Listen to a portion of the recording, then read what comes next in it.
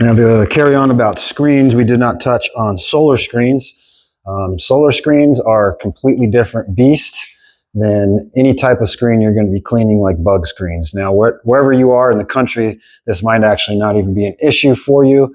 However, in the desert, I know here in Arizona, I know in Las Vegas, I know in California, there is solar screens. And solar screens do not just clean up by wiping them down. They don't just clean up by hitting them with water and then getting the soap off with water, or hitting them with soap and then watering them down with a hose. None of that works when it comes to solar screens. You'll spend a bunch of time cleaning them up for them to look exactly the same when they're done. There's only two ways to do it. One of them is this stuff. It's called Screen Magic. It's not the cheapest in the world, but this stuff works pretty good.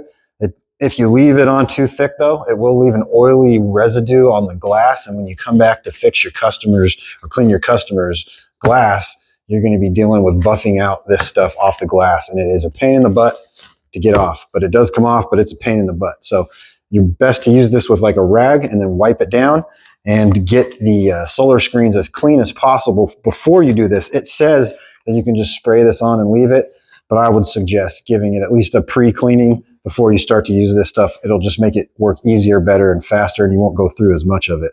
When you're spraying solar screens that are just trashed, dust all over them, this stuff will only go so far, and you'll go through gallons of it quickly. On top of that, also, be careful when you're spraying it on things like rocks and driveways.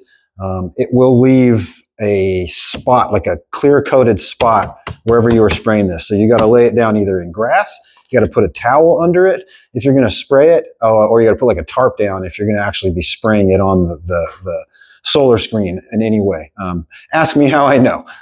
I've had this and done this mistake a couple times, and I learned my lesson. So honestly, the best way to do it is to put it in like a spray bottle, not this, spray bottle like this right here is your best option. Don't use like a pump sprayer. I used a pump sprayer when I first started using it, and you just go through too much. This will work good, and then also use your microfiber towel with a little bit of it on it, and it'll make it look really good. But the best way to do it is to use a pressure washer on the softest setting you can. Well, maybe not quite the softest, but on a very soft setting. You're going to hit it with soap. You'll let the soap sit for a minute, and you'll probably end up hitting it with the pressure washer two, maybe even 3 times on each side to get them clean. Again, they're a pain in the butt. And this is why we charge more for solar screens.